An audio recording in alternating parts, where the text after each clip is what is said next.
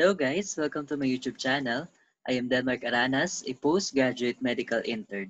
I basically provide informative videos to medical students and also would like to give aspiring Filipino physicians an idea of what a med student usually tackle in med school. If you find these videos helpful, please don't forget to hit the like button and subscribe to my YouTube channel and click the notification bell to be updated for my new videos. For today, I'll be discussing the CPC of alcohol withdrawal.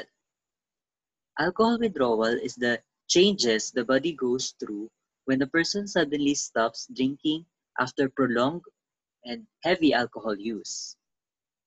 It is very important for us to understand this syndrome so that we may understand the development of symptoms in our patient. Here are the risk factors that we have to consider: the chronic alcoholism in our patient, and the alcohol dependence.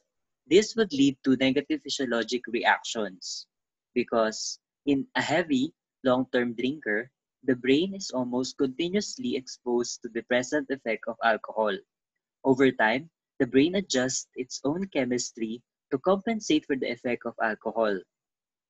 And if the alcohol is withdrawn suddenly, the brain would lose its balance and would accelerate to a negative physiologic reaction, which would be manifested as alcohol withdrawal syndrome.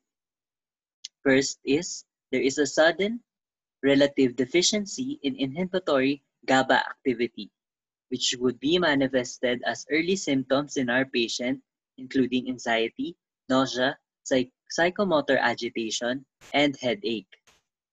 This now would progress to increase in sympathetic activity, which would be explained by the rebound overactivity of the brain and noradrenergic system. The patient would have tachycardia, hypertension, tremor, and diaphoresis.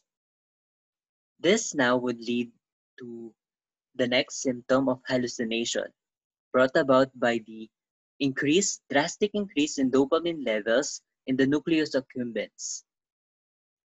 Now, if the inhibitory GABA activity would be remained deficient, it could lead to a generalized tonic-clonic seizure.